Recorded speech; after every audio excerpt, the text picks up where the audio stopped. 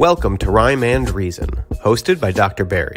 Today, Barry welcomes Joe Rubbo and Denise Casale. And now, here's Dr. Barry Ryman. Good afternoon or good morning, depending on where you're tuning in from. Welcome to the Rhyme and Reason podcast. This is episode number 16. That means this has been 16 straight weeks that we've had a podcast. I think we're doing okay. We're getting there. We're trying to bring you guys a diverse group of people onto the podcast. Last week we had former Dallas Cowboys quarterback Quincy Carter. This week, and my producer's letting me know currently that we have 4 months of Rhyme and Reason. So I guess episode 16 doesn't sound quite as impressive as 4 whole months of Rhyme and Reason. So woohoo, thank you, Greg, for that. This week we have something we haven't done before, which is a multiple guest platform. And I'm excited for this. I was actually on their show 2 Fridays ago, and it was one heck of an experience. They have this radio/TV show that's filmed here in a studio not too far from where I live. They had Chef Silver Fox, who's become a dear friend of mine now. I follow all of his posts on Facebook and all the delicious food that he puts up. So Denise and Joe, when I do bring you on, I'm going to let you know now that there are going to be just some Fridays that I happen to pop into the studio and just hang out and wait for Chef Silver Fox's food. But I did really enjoy the two of you guys and your banter. Denise is the co-host of The Sixth Borough, which is a show with her and Joe. Joe is an interesting character. I think I'm one of the last people on earth that have not seen the movie that he starred in, but I'm going to give you a little history on Joe. One of his earliest films, he played a wrestler in the critically acclaimed 1982, and I love this guy, Robin Williams comedy drama, The World According to Garp. However, he is most known for co-starring as David in Boaz Davidson's The Last American Virgin, which was in 1982. And he also played Arnie in the teen film / sex comedy called Hot Chili. And later, he had a minor role in the 1996 movie Striptease, which I believe, off the top of my head, I believe that was Demi Moore. So we're going to have to find out if Joe actually hit the pole in that movie. I don't remember him seeing him swinging from a pole, but we'll find out. He's also made numerous television appearances on The Late Show with David Letterman through the 80s, and most memorably, and I think my producer is going to show us the clip, but most memorably, he played Ray Letterman, which was David Letterman's stepson. And once we bring Joe and Denise on, I'll have Greg roll that clip for us to start the show. I'm very excited to bring both of these people, but more so just their ties to recovery as well. So, Greg, if we could bring on both Denise and Mr. Joe Rubbo. There we are. You both have beautiful faces, and I'm hoping that our audience is tuned in to take some of the camera off of me and focus on you guys. But, this is the actual live version where people can actually watch. And then later today, this episode will be uploaded to both Spotify and Apple iTunes podcasts and a few other streaming sites. But they will not be able to see your beautiful faces. With that out of the way, Joe, we want to embarrass you first. So I hope you don't mind. And Greg, I'm going to ask you to roll the clip from when Joe was on the David Letterman show. Yeah. Did you? Take two, please. I'm out here, Hal, with the Red Army, okay? Letter number 4. Dear Dave, whenever kids appear on your show or are mentioned on the show, you seem to be very fond of them. Well, that's true. I love the kids. Is this just an act, or do you hope to have some of your own someday? Jody Owens from Utah. Yeah, of course. Yeah, I would love nothing more to have an awful lot of kids one day. But right now, Jody, I'm very, very happy with my 2 stepchildren. Of course, Tammy, who lives on an honor farm in Texas, and Ray, who works right here on the show. Is Ray anywhere around here? Ray? Where is Ray? Where is my here he is. It's my stepson, Ray. Ray, come on over here. I just want you in front of America to know that I love you just as if you were my very own son. Yeah, the luckiest boy alive. Yeah. And also, I want you to know that despite what everybody else is saying, I don't think you had anything to do with the stealing that's going on around here.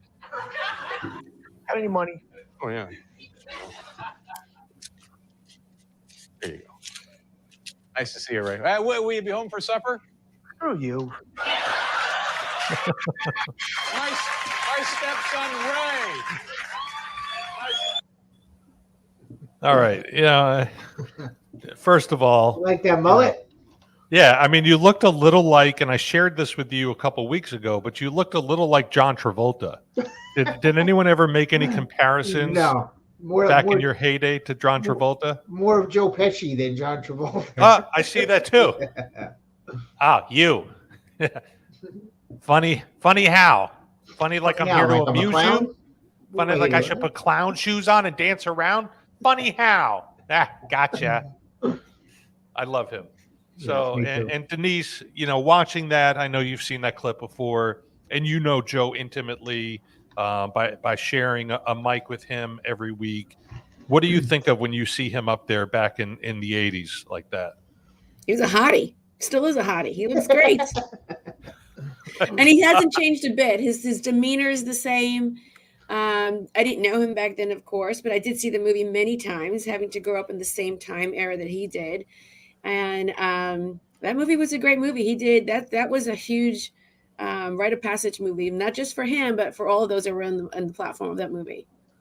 Can you guys tell the audience? Because listen, the movie what came out, I believe it said it was 1982. I'll date myself. I was born in 75, so I was 7 years old, when that movie came out.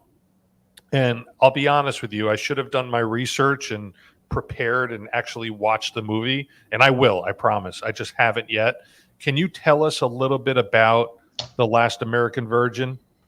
How you got the role, what the movie was about, your experience? Well, it was a typical 80s high school comedy. Guy goes after the girl. Guys are trying to get girls, guys trying to get laid. Typical movie. And, I played the comic relief. It was kind of a love story between the character Gary and the character Karen. He was chasing her throughout the movie. The other guy got her pregnant. He paid for the pregnancy. And in the end, she winds it back with the other guy. But me, throughout the movie, I was just going crazy, having fun, getting crabs, all kinds of good stuff. You're getting crap. So that was back when bushes were in, I assume. Yes. Yeah, I guess. Yeah. I mean, the crabs just fall by the wayside these days? I haven't heard that term in I like haven't 20 heard years. that term. I haven't. That was the first time I heard it when we did the movie, but I was young. I was only 17. I didn't know what the hell they were talking about. Yeah. Oh, so you were 17 in the movie. Yeah. Mm-hmm. Were you a virgin at the time of filming? No. Okay. You'd probably say that.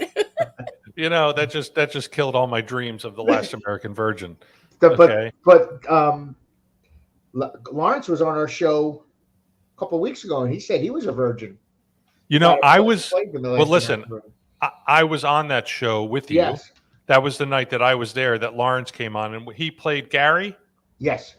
Okay, but based off his sexual orientation, which he is homosexual, Right. was he identifying as homosexual at the time? Not then. Or no. not Actually, then? Okay. Actually, he told us a story that after the movie, he had an incident with a girl. He got her pregnant. The same kind of thing happened. So I think he came out later, or I don't know I don't know the personal stuff, but Right. So he's gay, and so he did in fact have sex with a girl his first time and got her pregnant. Does that mean that he has a kid? No, they had an abortion just like in the movie. Okay. That's As crazy. a matter of fact, I was the only straight. I found out later the only straight male on the cast. All the male guys were gay. I didn't know that back then. It wasn't like it is today. No, but it was kind of everybody hid their sexuality back then. Makes And sense. as with the years went on, it came out when we did a reunion signing like 10 years ago. It was funny. Everybody mentioned it. They go, Joe, you were the only straight guy on the cast. I said, wow, cool. And it's a fitting cast with Last American Virgin, so that would Yeah. kind of make sense. Yeah. Denise, how did you and Joe meet? I knew of Joe because of a former partner of mine that worked with Joe a while back, but I actually truly met him after he reached out to me saying that he would like to be on my show, which the other show is called Power Up Radio. And I said, yeah, of course. I knew that there was a great story in there, and he came on and we heard his story, and it was just great chemistry, I think, from the beginning. And I asked him to come back on the show as just to be part of the show, because the show is an open platform. Anyone can come and participate to be on the show with us. We're always welcoming shout outs. And I said, absolutely, come over and be, part of the audience and come on, and came back on the show. And then before he knew it, it was like to be a great co-host. And that's how the Sixth Borough was born, because we both are from New York. And we just thought it was a very catchy way to bring on with his following and his nature and the way he is. It would be just a great combination. And we just had great chemistry, and it just steamrolled from there. And I'm gonna see how my memory serves me at my ripe old age of 46 and 11/12. Okay, I'll be 47 next month. You have now had 44 or 45 broadcasts. Does that sound right? Well, Power Up itself is approaching 60. And the Sixth Borough, is approaching its 8th show. I think closer to 10. And so the Sixth Borough is relatively new, but it's just blown up because of just the nature of the show. But Power Up was the original show and still remains. It's the second part of our 2-hour radio TV show on Friday nights. So tell me a little bit about Power Up. I know that you were not in this field. You were not in broadcast journalism, right? That's not what your career was. And you made a shift at some point. Do you want to kind of tell the anatomy or the journey you took and what that shift looked like? That's funny, because now you sound like me. That's exactly what I do on Power Up. I asked for the journey, the comeback. But yes, it is true. My actual original career was in finance. I have, during a 27-year career in finance that included working in the boardroom in New York City with in the banking industry, and moved on down to Florida eventually, and have worked with Fortune 500 companies in the financial district. Only at some point realized that I was tired of being within the industry, and I guess the universe heard me. And I wound up selling my book of business, took a little bit of time off. But before that, this industry is very small, and I'm learning this as I'm getting further and deeper into this, which is now 10 years into media. And the show started off, I started off by someone asking me to come on and be on a networking show. And I just thought it was just there to go to network, but it was for me to become a show host to interview business owners. That show was called Thumbs Up SoFlo, which is still out there. And 28 shows later, someone had seen me and asked me to be a foodie reality show host.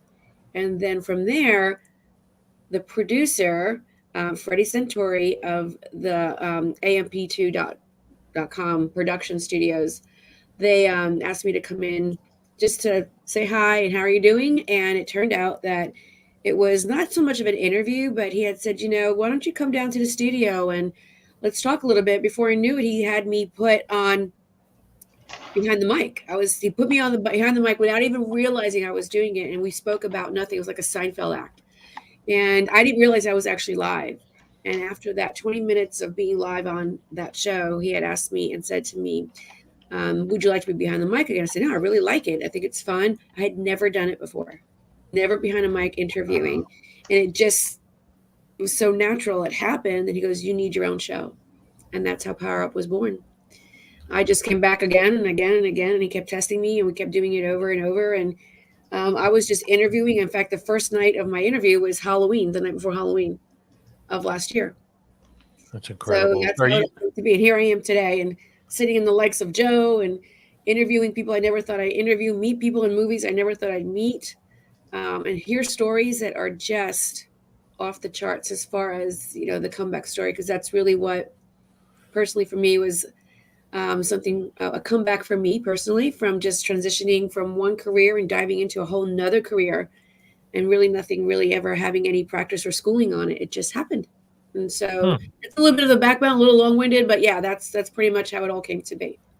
I love it. So you're basically saying that I just need to show up every Friday and just sit there to become part of the show. Oh my God, Joe, did he nail it? Yeah, he got it. You got it. This is what we want. We want everyone to come on to the show, and it's almost like a networking 2-hour stretch is what we're trying to produce. Anyone that shows up, I mean, within reason, it's a small studio, but there's a whole floor that we can actually accommodate everyone, and we give you shout outs, and we welcome sponsors, and it's kind of like a family show, which is what the Six Barrels are all about. Right. La Familia. And the people that come there, like yourself, everyone becomes friends. Everyone has relationships afterwards, business and friendships. Everyone they meet on the show. Yeah. I was there one night, okay, and I'm gonna be invited over to Chef Silver Fox's house for dinner, okay. And then he didn't invite us yet, but he invited you. That's not well. good. Maybe we could all go together. Listen, I'll tell you what. I'll keep showing up on Fridays, okay, and you guys will become part of my posse. And then go. I have the inn with the Silver Fox, and I will invite you guys as my plus twos, and we can make it into Silver. So, and then I got home from your show, and I got a message from a girl that I went to high school with, and she said to me, "You did a great job on Power Up the other night." And I said, "Oh, wow, you saw that?" She said, "Yes." I said, "How did you even see that?" And you know what she said? Nico. Okay. So Nico, Nico, who was in your studio, this is his girlfriend, who I went to high school with. Wow. So, oh my goodness. Just all in one show, all the different connections that were made. And you guys really did. I would literally, and I'm giving you guys shit, but I would just continue to keep coming back because it was that entertaining. And, it was an honor to come on and share my comeback story, or however you want to put it. And the way Denise found me, I think, was from a post that was made about me of my sober anniversary. And she reached out to me, which is awesome. Now, Denise, do you have any connections to the recovery community based off your own personal experience or loved ones that were in your life, or what does that look like?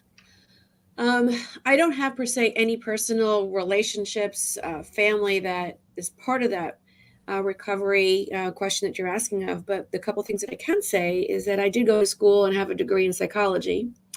And I did spend my internships in working at recovery centers.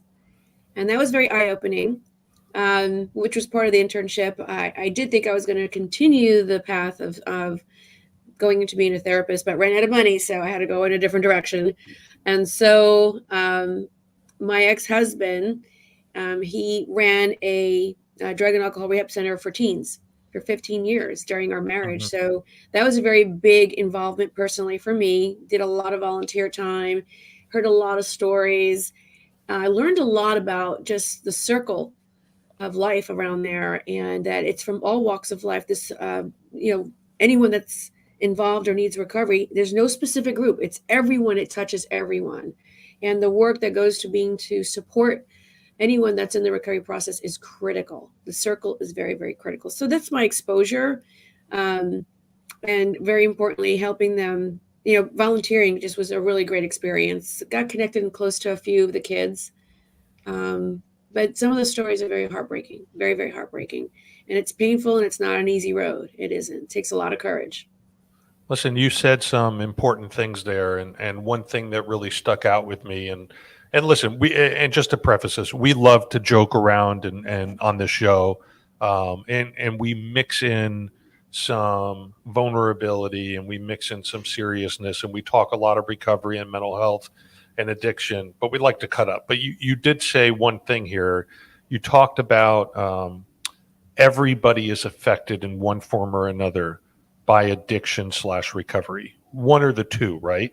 Yeah. And I think the stats are 1 in 4 people are directly affected or directly or indirectly affected by addiction. Okay, from substances, not even from all the other isms, right? Food and sex and work and all the other potential gambling, all the other isms that we talk about when it comes to addiction. This is not a show on a rare genetic disease like mesothelioma or, where, 0.1% of the population could relate to. It's someone's mother, someone's father, stepmother, daughter, son, uncle, cousin. Everybody knows somebody that has struggled with addiction. And there are a lot of, and in my opinion, have been a lot of misconceptions when it comes to talking about a quote unquote addict, right? For many, many years, there was a huge stigma associated. Joe, you talked about a stigma associated with being gay, right? Back in the early 80s, that was not something people just openly came out and talked about, and it was widely accepted by the general population. Exactly. Addiction is very similar, right? When you hear the word addict, or as people used to call them, junkies, you picture people who are homeless under a bridge with a needle stuck in their arm. And that was the stigma that was associated with addiction for decades upon decades in this country. And, I would say about 20 years ago, maybe a little bit more, addiction started to get a little bit more widely recognized by the general public. And that stigma started to subside somewhat. Now, everything depends on culture, right? If you are from and I'm going to say this, a Latin family where typically Latinos, right? There's a stereotype, and I'm half Latino, that your business is kept within the family. You don't ask for help. Same thing with Italians, right? And I'm assuming there's a few Italians on here right now where everything is handled by the family. You don't ask for help. Joe, boys don't cry. Suck it up. Exactly. Yes. Deal with it, right? There's a lot of different stigmas that have been implanted in the general public. And over the past, we'll call it 10 to 20 years, more so probably closer to 10 years, there has been an increasingly less, I'm trying to think of the word, but we're becoming more hip to the word addiction, okay? And the country is recognizing this. Insurance companies are recognizing this as a disease, that this is not about a person who needs to go from bad to good. It's about a person who is sick and needs to get better. Okay. And this is all leading somewhere, I promise, because Joe, I want to get a little into your story. You had a ton of success as a young adult. Okay. Right. And I know you've talked about this openly before, so, I'm going to bring it up now, but you faced your trials and tribulations, on your journey between X age and X age until you wound up in a penitentiary. And Denise, you know him, okay? He's not a bad person. No. I know just from sitting with him for 2 hours that he's not a bad person. And I Look believe at him. You just want to squeeze him. I want to and do this to him. I want to squeeze his cheeks, yeah. You want to give him a cannoli. And call him Shayna Punham. Okay. So he is not a bad person that needed to become good. he was afflicted by the same disease that I'm afflicted with, okay, that took him down a path that, looking back, some would call it an insane path, right? But when we're in active addiction, we do insane things. And I think we all know at this point the definition of insanity, right? Insanity is doing the same things over and over and over again, expecting different results. This time it's going to be different, right? You know what the definition of sanity is? Not doing the same thing again. Doing the same thing over and over again, but expecting the same results. Follow? Right? So insanity, we're doing the same things over and over, thinking this time it's going to be different. Sanity is, if I do that, this is going to happen again. At least that's of a sane mind. Exactly. Now, wisdom is not doing the same things over and over again. And so, when we talk about the serenity prayer, grant me the serenity, accept things I cannot change, the courage, and the wisdom to know the difference, that's the wisdom. So, Joe, I want to get a little bit into your story, your recovery. Can you tell me a little bit about the day or the time frame that you noticed that how you were living was a little bit off? Okay. And I preface this with saying, and I look back at my addiction, is I tended to surround myself with people who were doing similar things to what I was doing, so I didn't feel so bad about how I was living. I'm wondering if that's part of your story. You laugh about it the next day, Right. So tell me a little bit about your story. What happened and where you wound up. I'm going to just tell you. I'm going to tell you briefly what happened, but I'm going to tell you the first time I ever did cocaine. That was my drug of choice. I was 21 years old. I was working the door of a nightclub. I was the doorman of a nightclub in New York. And, everybody was, even when I did the movie, people were getting high and stuff around me. I didn't touch a drug or anything. I drank alcohol as a kid, but I didn't touch pot or nothing until I was older. So I'm at the door and this girl comes up to me and she has a long fingernail and she gives me a hit on my nose. I've been chasing that same high ever since. That high made me feel euphoric, like, wow, this is the best thing I ever had. And, it just started happening. I was making money at night working in the club, and then I'd go out afterwards and spend everything I made on partying and drinking. And, then I settled down and got married. But I noticed something, Barry, that every time I start drinking heavily, I have to do cocaine. I never set in my mind, I don't get up in the morning and do a line. I never did. It's if I drink, I have to do it. It's like it's a cross addiction is what it is.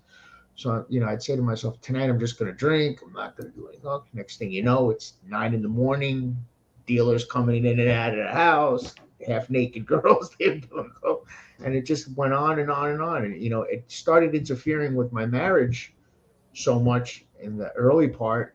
I had 2 kids and I was still going out, sneaking out once in a while and partying that I went for help. I got help. Let me ask you something real quick. Did the cocaine interfere with your marriage, or was it the half-naked girls that were in and out? The half-naked girls were before the marriage. Okay. All right. Just clarifying for the audience. Okay. Go ahead. But, I'd go out and say, honey, I'm going to play pool with my friends and this and that. Next thing I know, I'd be home the next morning. And, it's not healthy for a marriage. Not good. And, then I started getting into other things and started making a lot of money. And the more money you make, the more partying you do, and it just seems like it was never enough money for my partying habits and my lifestyle. So, I kept stealing, doing what I had to do to make more and more money. And finally it all hell broke loose. I got in trouble, went to prison. I took the 500-hour drug course in prison, and I think I'm one of the few people that actually listened to the whole thing while I was in there. And I was clean. I came home from Wait, back up for a second. How old were you when you went to prison for the first time? 39. 39. Okay. Yeah. And was it like what led you there? Was it kind of a blue collar crime? It was a white collar crime. It was a RICO conspiracy, fraud, racketeering. all kinds of, good stuff. And Yeah, it sounds like the scene out of Goodfellas. Okay, continue. it was a 5-year sentence, and it took a year and a half off my sentence because I took the drug program, and I had proof that I had a drug problem. I went to rehab. I violated my bond. I had a dirty urine, so I got to take the drug program. And then it helped. When I got home, I was good for a while, and I'm not going to lie, I broke off a few times, maybe more than a few times, and the last time I got in trouble, since I've been home, since the time I went away to the time I'm home, I haven't touched anything. I have a drink once in a while, maybe some wine with dinner or something, but that's it because I know what it leads to. Mm-hmm. And were you in prison in New York or here in Florida? I was in Alabama. The first time I was in Montgomery, Alabama prison camp. It was Okay. the Air Force prison camp, which it was good place to be for prison. And the last time I was in Miami, the building downtown Miami, and then the camp. TGK? I was in FDC, Miami, and then I went to the camp by the zoo. They call the camp the zoo also. They call it the zoo. So what was, can talk a little bit about your experience, in prison. Did you wake up many days with a moment of clarity and say, like, this is not where I envision my life to be at 39, 40, 41 years old? Every day. Talk about, the how old were your kids at the time? My kids were young. My daughter just was 12. My son Joey was 6. He was at the perfect age. I was coaching his baseball teams and stuff like that. My little girl was really young when I went away. You know what I mean? And she said to her mother, she's really young. My ex told him that I went away to the Army.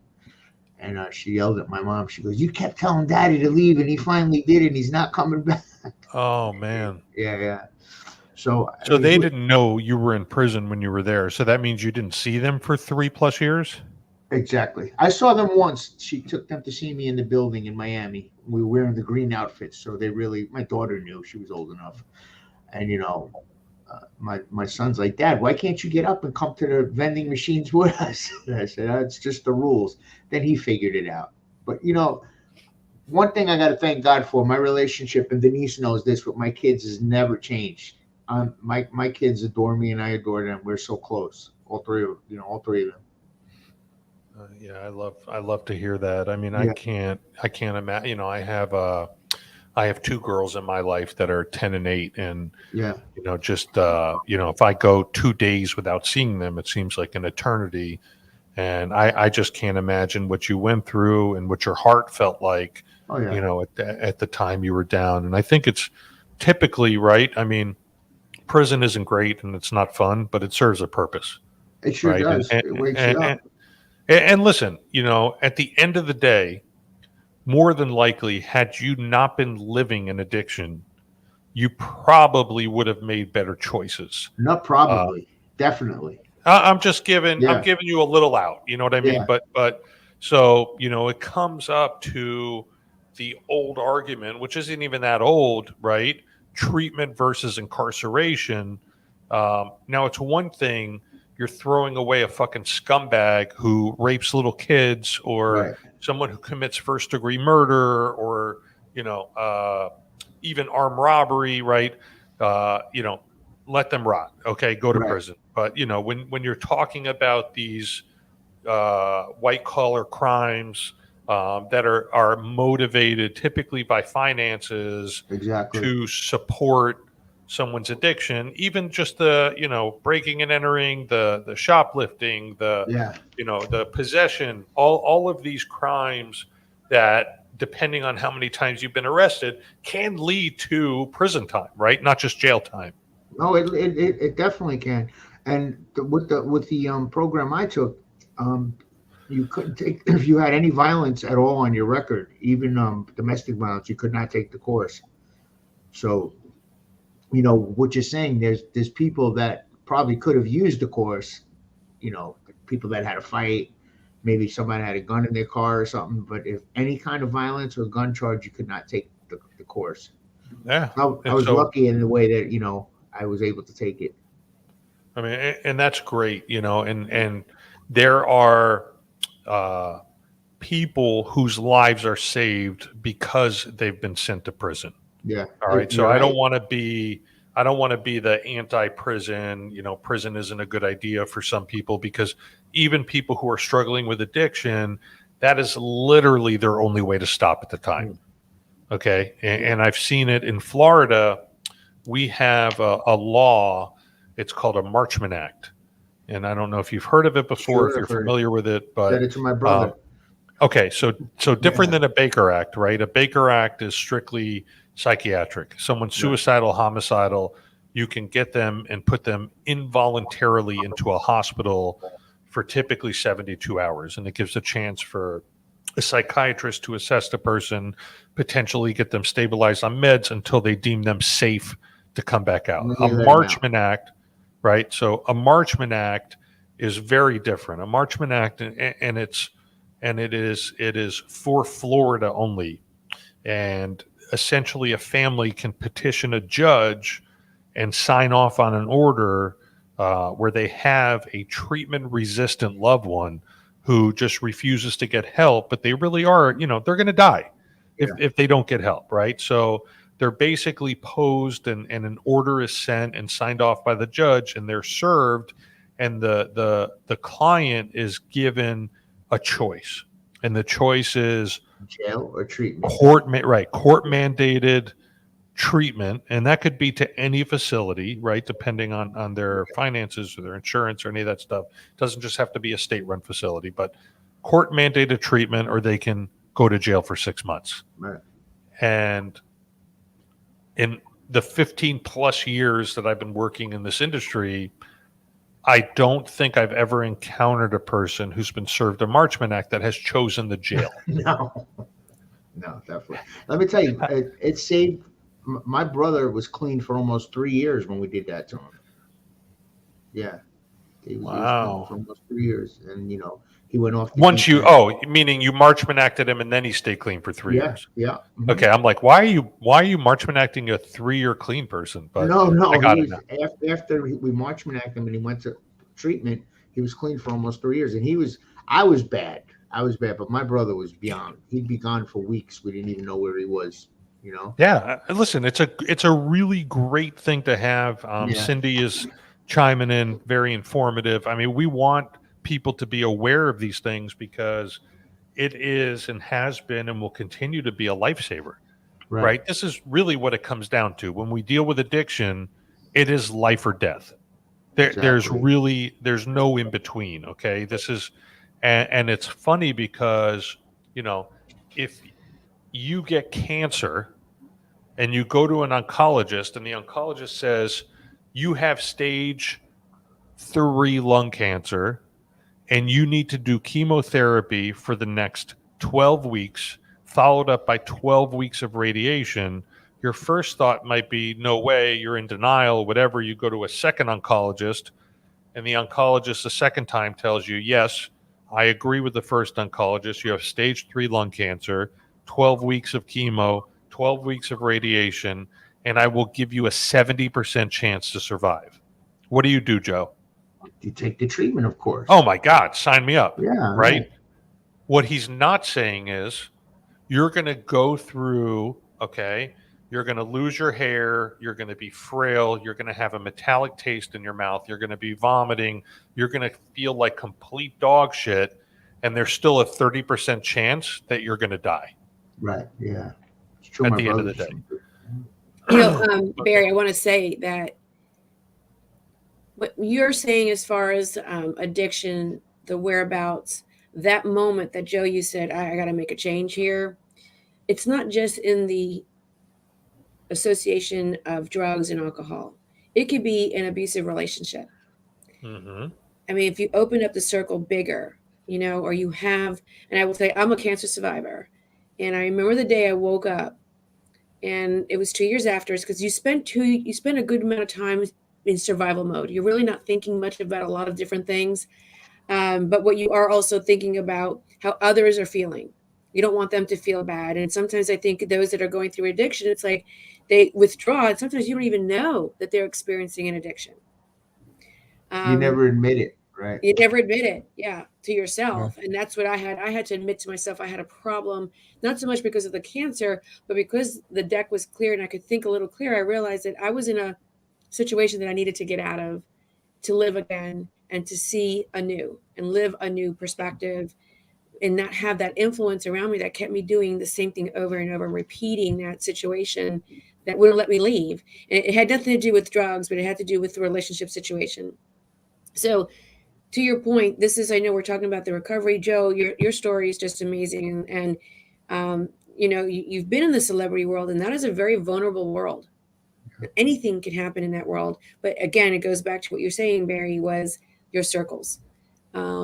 Ensuring that your circles are supporting you and giving you and guiding you in the right direction. And it's authentic to you, that it's real. It's not someone that's misguiding you or being false, right? I mean, fake. Denise, 100%. Denise, Go ahead, Joe. you see now, my circle is really small now. I mean, I used to ride with a big herd. My circle is small. I hardly go anywhere. I go to work with you. I do my job during the day, working on the TV stuff. No more going out with all these wannabe Klingon partiers, bottle poppers, cocaine whores, all this stuff. I just stay away from it, And Barry, as an expert, tell me if I'm right about this. You could go for any treatment in the world, the best treatment, the best doctors, the best of everything. But if you don't want it, it's not going to work. Listen, I have, and I agree with you, okay? Mm-hmm. If you are completely and totally resistant to it and you have the FU mentality, chances are it's not going to work. But I will tell you that I think this is a common misconception, and not to poo-poo on your parade, but I didn't want to get clean when I did. Right. Okay? I wanted the consequences to stop, but I didn't say the day I surrendered, June 19th, 1996. It was a Wednesday. And I was intervened on by my family and a doctor, and I got tossed into a detox center that night. I didn't wake up that day saying, today's my last day to get high. Okay. And you could relate to this. Getting high is literally like getting a hug from God. Okay. When somebody comes into treatment, the concept should not be to try and quote unquote brainwash them into believing they don't like getting high. Right? The concept of treatment is helping that client understand that the longer they don't get high, their life will improve. And then when the payoff of being clean outweighs the payoff of getting high, does that commitment set in? And what I mean by that is, to this day, I would love to get high. Why? Because it feels good. Okay. But I make that choice not to, because I don't want to give up everything I've worked for in the past 26 plus years for 15 minutes of happiness. Right. And we are the only people in the world that will trade in 15 minutes of happiness for a lifetime of misery. It's so true. Feel that. Okay. We are the only people in the world that will trade 15 minutes of happiness for a lifetime of misery, with the hopes that happiness is going to continue and continue and continue, when we know good and well that it doesn't. The example I was bringing up before about the cancer doctor, this disease of addiction kills more people than car accidents, HIV, and cancer combined. Wow. Well, every year. That's a big number. Wow. Okay. So, but when somebody who's seeking help goes to a doctor, and the doctor recommends, look, it's time to surrender, and you need to go in and seek treatment for the next 30 or 60 days or whatever it is. Oh, but I just think I could do this on an outpatient. No. You need to actually come in. You have to be medically detoxed. You have to have treatment. You know what, Doc? I really appreciate what you're saying and the recommendations you're making, but I really feel like I can do this on my own. I think I can just go see a therapist once a week. Maybe I can just cut down and moderate. And you know what? cocaine was my problem, but I can manage doing crack on the weekends. You know what I'm saying? So, and the disease of addiction is the only disease in the world that tries to make you believe you don't have a disease. Yep. Think about that for a second, okay? True. Because there's no blood test for it. You get cancer, you go to that oncologist, even if you're in fucking denial, you go to a second oncologist, you get a second opinion. They both say the same thing. You don't say, okay, I don't have cancer. I'm not going to do anything about it. I'm going to live in denial, right? But when you suffer from addiction, there is no blood test. Yep, you're positive for addiction. I think only then would it make it easier to make that decision to get better. Yeah, you sure are positive for addiction, right? Yeah. You take a COVID test and you're positive for COVID. You don't try to make yourself believe that you're not. Whatever the illness is, but addiction is the only disease that tries to make us believe we don't have a disease. Puts you in complete denial. Correct. And what does denial stand for? Don't even notice I am lying. Wow. Love it. Love that. Joe, that's great, right? I love it. Yeah. I'm never going to remember it, but I love it. Think about it.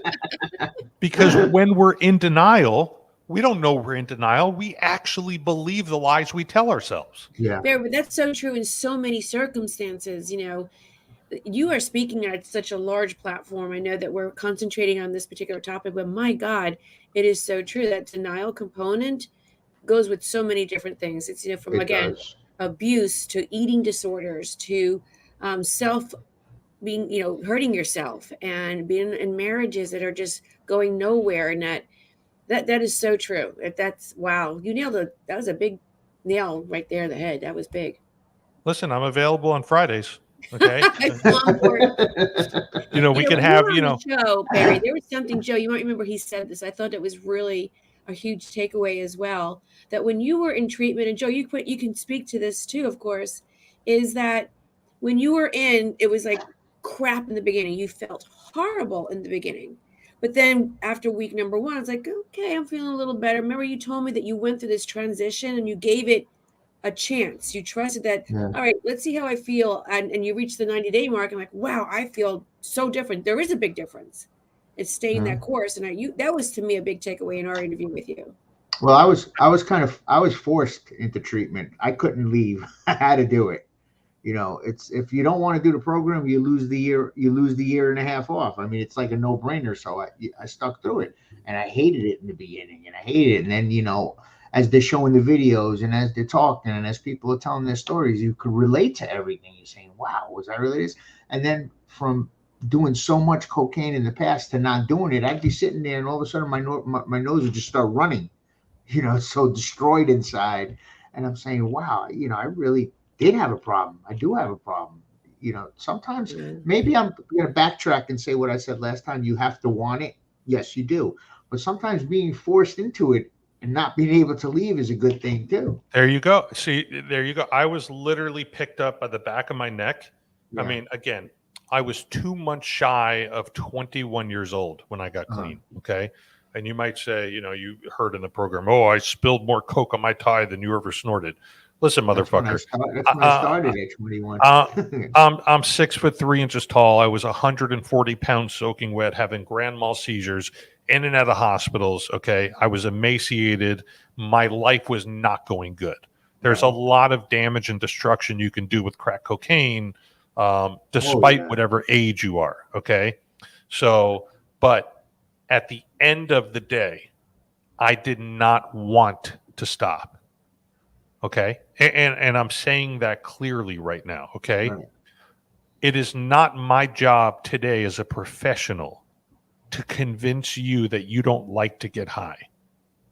It is my job as a professional to bring up all of the great things that can occur in your life if you just stop doing that one thing that causes all the consequences.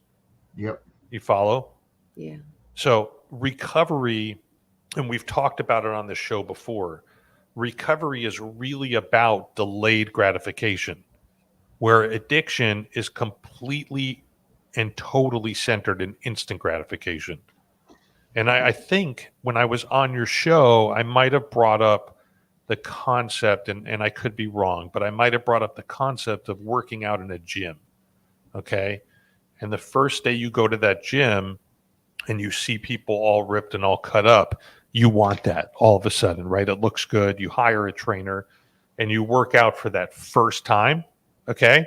You work out for that first time and you get home that night and you wake up the next morning and you're literally like a baby giraffe trying to make it to the bathroom whose legs are giving out. And then you go to wash your hands and you can't lift your hands to your face because your arms are so sore. And you know what my first thought was? I'll never go back there again. F this. Okay. I'm just going to catch, muscles through osmosis. I'm going to sit near people that have muscles. I'll go hang out at the gym, but I'm not going to work out. But, you come to your senses and you go again, and then you go again. And then after 2 weeks, Joe, you walk in the bathroom and you take your shirt off and you notice a change for the first time.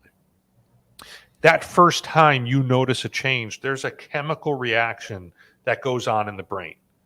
And your motivation to continue on this journey that you didn't want to initially continue on gets a spark. And you continue to go back. And now you're reaching for water instead of soda in the fridge. Yep, and now you're ordering grilled chicken instead of fried chicken. And then after a month, you're walking down the street and all the women, their heads are going, they're turning. Okay.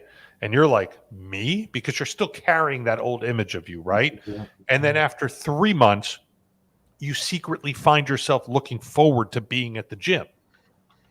Now, you came from a place of, F you, Jim, I'm never going back there again, to, oh, I can't wait to make it there. And that is... You feel guilty if you miss a day. Okay. So that is the process of change in its rawest form. Okay. And we're not even talking about addiction at this point.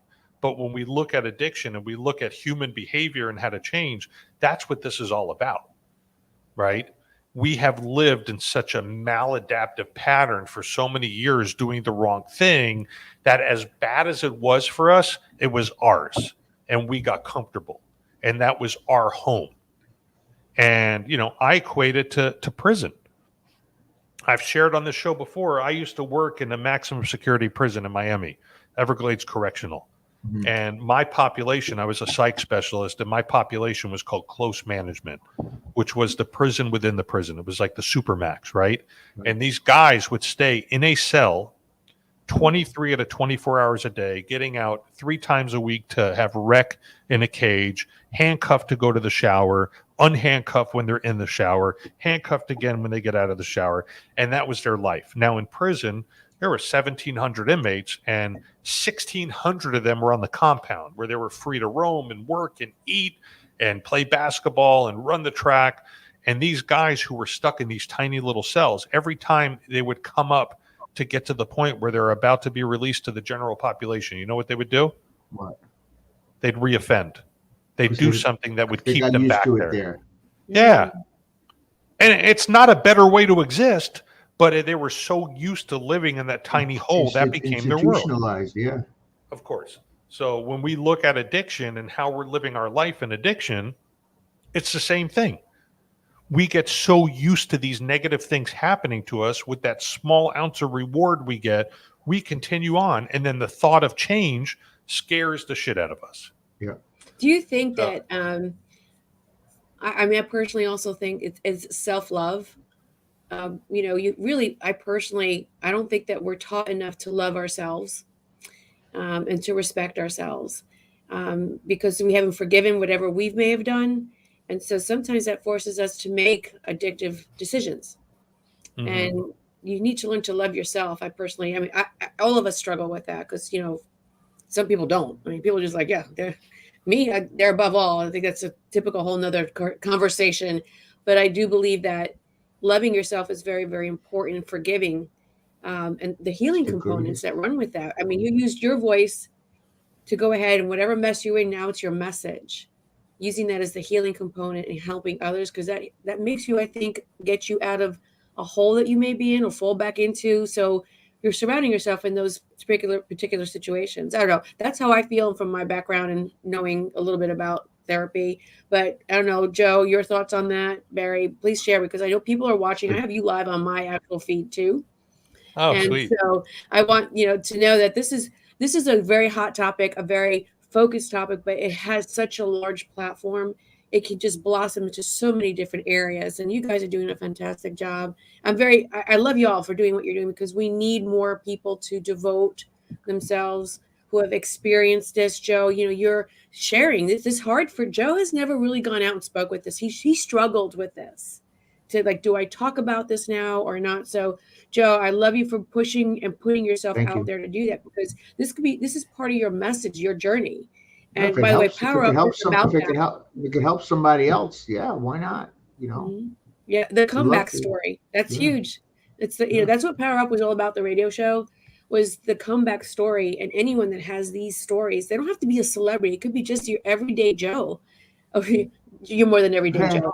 But No ordinary Joe. but Barry, you get my point, and I really want to express that, because this is a soft spot for me, just in general, and people making whatever mess they made your message. And Barry, you are indeed the epitome of that statement. You made your message, and look what you're doing today. Mm-hmm. Yeah, I mean, you made a really good point there when you talk about self-love, or some people call it self-esteem. There are people who come into treatment and believe that they have low self-esteem. Yes. At the end of the day, 99.9% of the people that enter into a treatment center do not have low self-esteem. They literally have no self-esteem. It's Because, hard. Yeah. right, what is That breaks my self-esteem, heart. right? I mean, but think about it, right? To build our self-esteem, we have to perform acts of self-love. We have to do esteemable actions. And most people who wind up in a treatment center have not been living that life of esteemable actions. In fact, the way that we treat ourselves in active addiction, if we had made that another person, let's just say we'll call it John, okay? And John is our addiction. So every time we got money in our pocket, John would steal it. Anytime we got a job, John would get us fired. Anytime we did something wrong, John would call the cops and have us arrested. John tries to kill us on a daily basis. John hurts our family members. John destroys our relationship with our children. John gets our kids taken away, right? Imagine if you had this person following you around, that every move you made, he would be there to fuck it up, right? And then we come to find out that that person really is us. You can't argue with me and tell me that anybody who's been living in active addiction has any type of self-esteem whatsoever. So what we learn is, once we surrender, now starts the building blocks of that self-love, starts the building blocks of that self-esteem. And I want you to picture it's like taking bricks and building a wall. And every esteemable action we do, we take another brick and build it on that wall, and it's our wall of self-esteem. It is and can't be understated how important self-love, and thank you for bringing that up, how important self-love is on the recovery journey.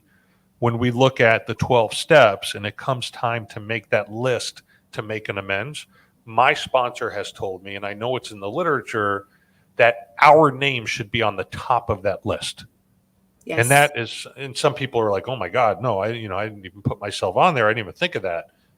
Our name should be at the top of that list, because nobody in this world can hurt us the way we hurt ourselves. Joe, you went to prison as a direct result of your actions. Right. Okay? Can't blame anybody else, right? No, it is a direct result of your actions. Now, granted, as we talked about 20 minutes ago, more than likely, or we'll say definitively, you wouldn't have taken those actions had you not been in your addiction. But there is no one else to blame but yourself. Okay? And you take responsibility and you freaking grow from it and you move on. So, I love you both. I think what I heard today was we are going to incorporate the addiction corner at the Sixth Borough. So we're going to have Chef Silver Fox with his food, and then I'll talk about how addicting it is to eat his food, or any other addiction.